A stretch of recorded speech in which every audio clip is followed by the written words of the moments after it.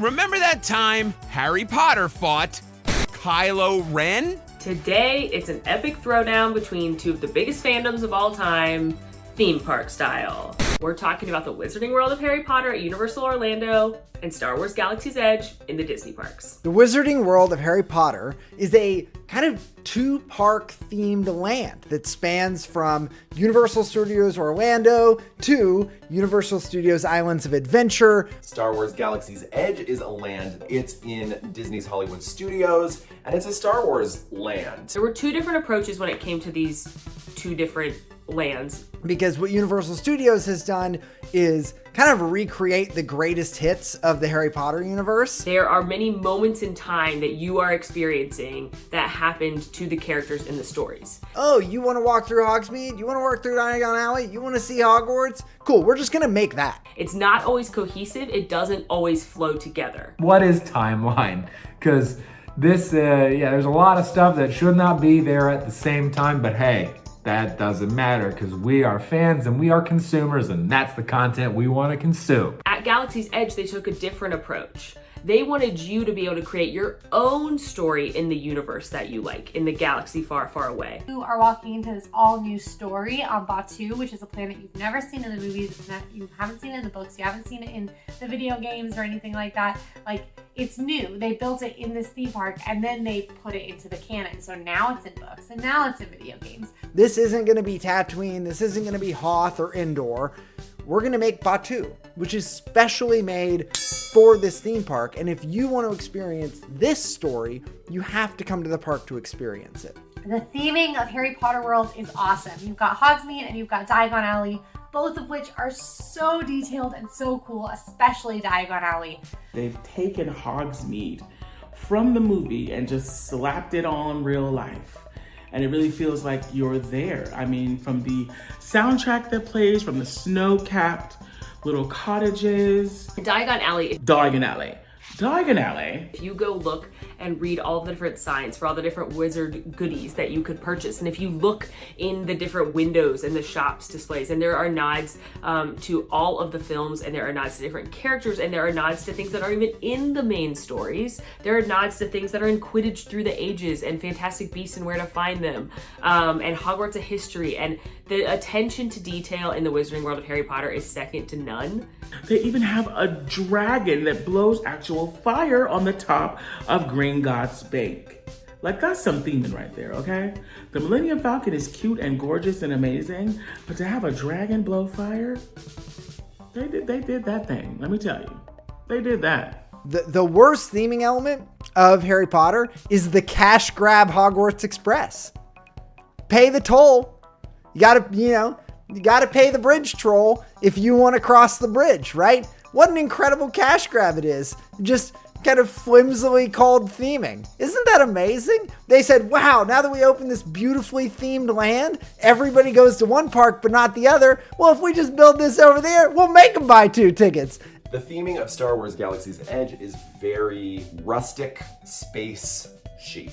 Based on a planet that looks vaguely like Tatooine. You still see architectural and like aesthetic design of Star Wars. The doors look distinctly Star Wars. You see starships and droids. So it's familiar, but not exactly things you've seen. As opposed to being rooted in the actual story, which is what we all would have wanted in the first place, but that's neither here nor there. And so people either love that, So I like that a lot. or they really hate it. Yeah.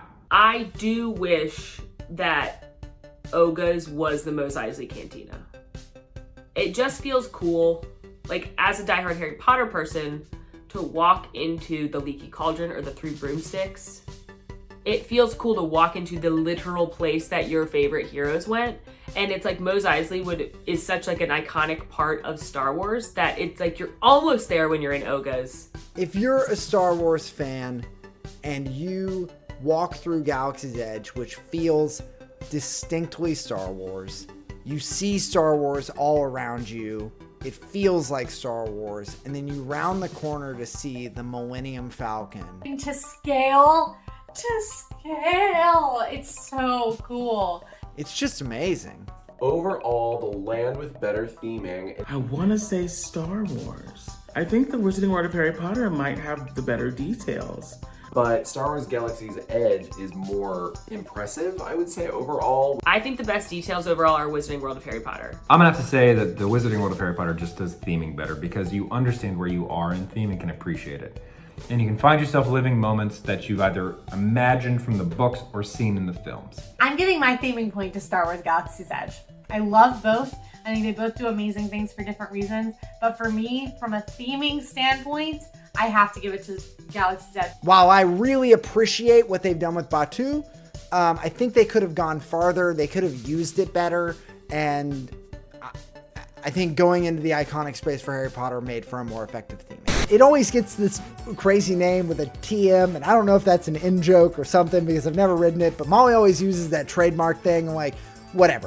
Sum up Harry Potter rides in one sentence. Magical, fun, and a lot of variety. Very fun, confusing, super Harry Potter. A whole lot of screens. A whole lot of screens. Screens with thrills and nausea. How do I put my... I'm not good at doing things in one sentence. Do you know me? Star Wars Galaxy's Edge rides are incredibly thrilling or mildly boring. Immersive. Rise of the Resistance is the best attraction ever made. The most unbelievable ride I have ever seen in my life. Galaxy's Edge attractions are screens with thrills without nausea. The best ride in the Wizarding World of Harry Potter is Hagrid's Magical Creatures Motorbike Adventure TM. No questions asked. Caveat, I've not ridden Hagrid's motorbike. It is my favorite ride of all time in any theme park and I've ever been to. Amazing roller coaster, very full of surprises. It's fast. It's very fun. It is a roller coaster with Hagrid. You see a lot of magical creatures, some that are in the books only, like the Scroots. It has really cool animatronics and effects. It is fun. It is fast. There is a huge drop where the track literally drops with you. And it's just beautiful and elegant. It's a great ride and it feels so good to be on it. I've not ridden Hagrid's motorbike ride. I have ridden the other two rides, and my personal favorite is Forbidden Journey. I got off that ride and went, man, that's the coolest thing I've ridden in a very long time. Unlike the Forbidden Journey or Escape from Gringotts, I'm not leaving queasy. What is the best ride in Star Wars Galaxy's Edge? That's a silly question. You don't need to ask that. It is Rise of the Resistance. No, Rise of the Resistance is the best attraction ever made. It is not just an attraction. I really do think that it is an experience. It's an experience not to be missed. It has changed the way that ride technology works and how people should approach attractions for the masses. When that thing is working to its full capacity, oh, it is so good. I have never felt more like I was in a fantastical world than when I am on Rise of the Resistance. Which is better, Rise of the Resistance or Hagrid's Magical Creatures Motorbike Adventures? You're asking me which is better? Which one do I like best? Because technologically, well, that drop. It's definitely Rise of the Resistance. I love Hagrid's. It's definitely in my top 5. I haven't ridden Hagrid's, okay? But a lot of people that have ridden both, I've heard say Rise is a better attraction. The trackless ride vehicles. But there's multiple start points. There's multiple launches. If you were to take away all of the theming from both of these rides, Hagrid's would be better. It would be more fun. Rise would be driving around a little room for a long time. But Hagrid's is a really fun roller coaster, even without the weird horse at the end, unicorn. But you need to also understand that they are certainly not even in the same category of attraction. Are they both rides in theme parks? Yes. But they are very, very different foundationally in what they are trying to provide you. Listen, I'm going to be a Harry Potter apologist here for just a second though, because I don't think it's fair to compare basically any attraction to Rise of the Resistance. We're gonna talk about, rides that everyone can get on, everyone can enjoy. It's gonna go to Galaxy's Edge. Sorry, not sorry. Universal, step it up. Okay, I think Rise is the better attraction. Taking out the theming. I think Rise is the better technologically. but which one do I like better? Which one is my favorite? Which one would I rather ride? Hagrid's Magical Creatures Motorbike Adventure TM. You're a monster. Why would you ask such a strange, provocative question of me? The best thing I've eaten in the Wizarding World of Harry Potter. Oh, great. Here we go with the food. All right, here's the disclaimer. I'm vegan. This is going to be food that you either like or you don't like, depending on how you eat. So enjoy my commentary. The best thing that I've eaten at the Wizarding World of Harry Potter has got to be the fish and chips. I think most people are going to say butterbeer. I was about to say butterbeer, like these other schmucks. Probably butterbeer. But I'm not going to say butterbeer because I have to say Florian Fortescue's ice cream. That was very good. I don't think they're wrong, because that is the most iconic, you gotta try it thing.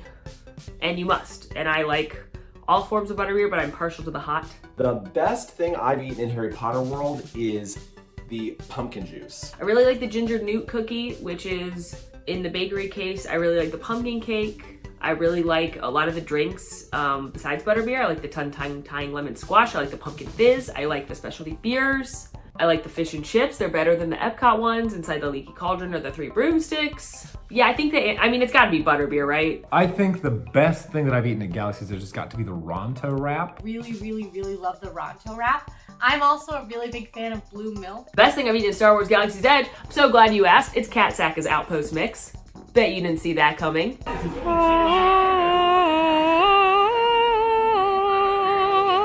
Maybe we could put an awe effect on there instead of my voice. It's the Felucian kefta and hummus garden spread.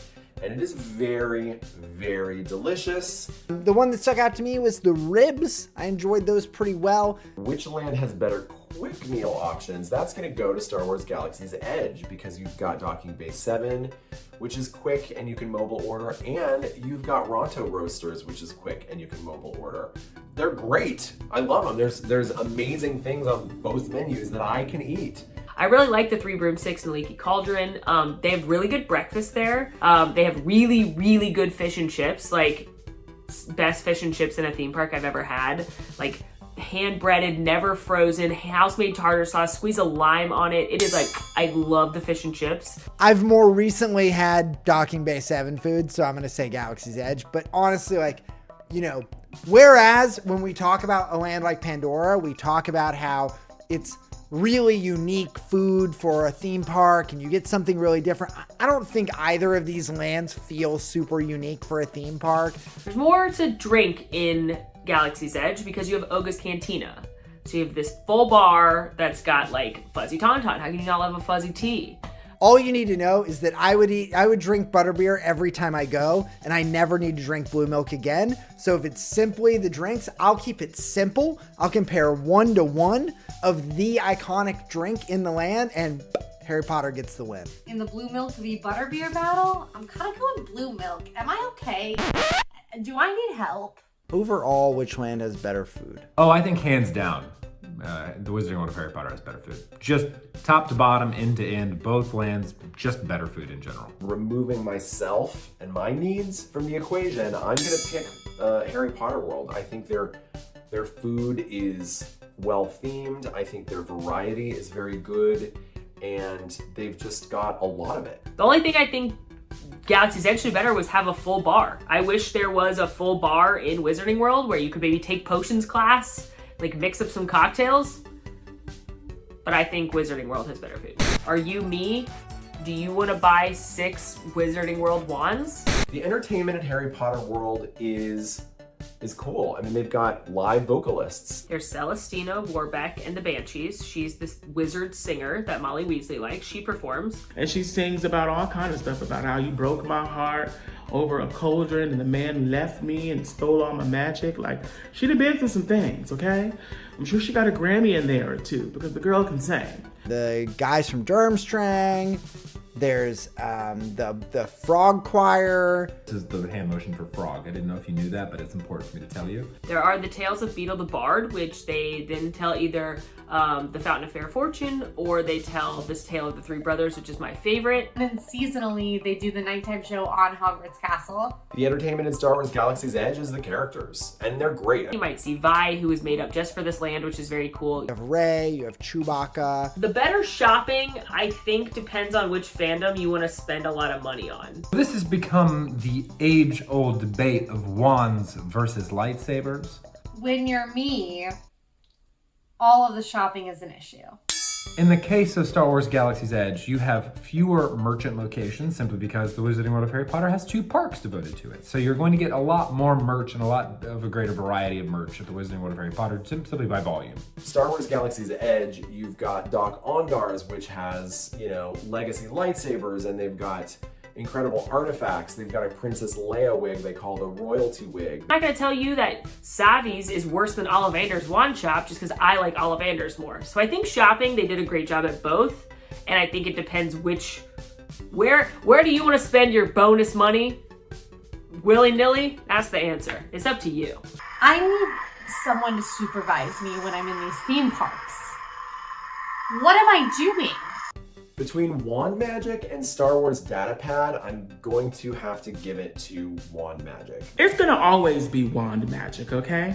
I'm a magical creature. I'm a magical being, so it's gonna always be a wand for me, honey, okay? It's just a better experience because it feels like you're doing it with the thing.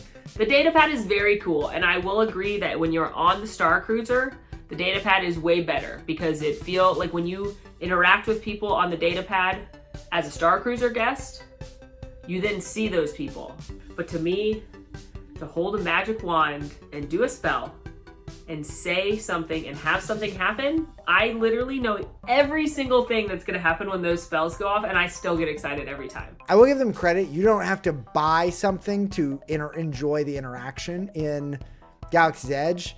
So I kind of like that because Universal, like those elements are really cool, but you got to pony up for it. You got to buy the $40 wand if you want to enjoy the interactive moments, whereas like anybody can enjoy the interactive moments of Galaxy's Edge.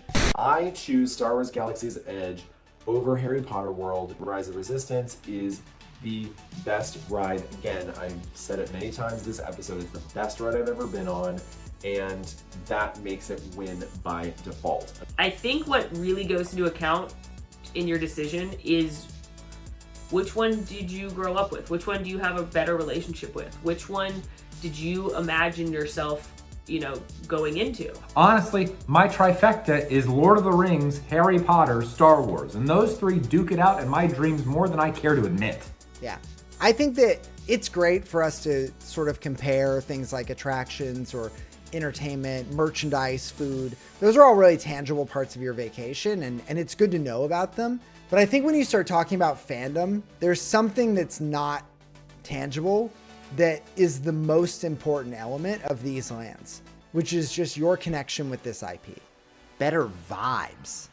Vibes. Vibes. If I describe the vibes of these lands, like if I walk into Wizarding World, it's just a bunch of Harry Potter nerds running around in robes pointing fake wands at windows. And then if I walk into Galaxy's Edge, it's like a bunch of Star Wars nerds holding up lightsabers and pointing them at the sky. What are the vibes in these places? It's not like either one's a party. Strong feelings about this week's RTT episode. Now, go watch our episode on Star Wars Galaxy's Edge. See you there!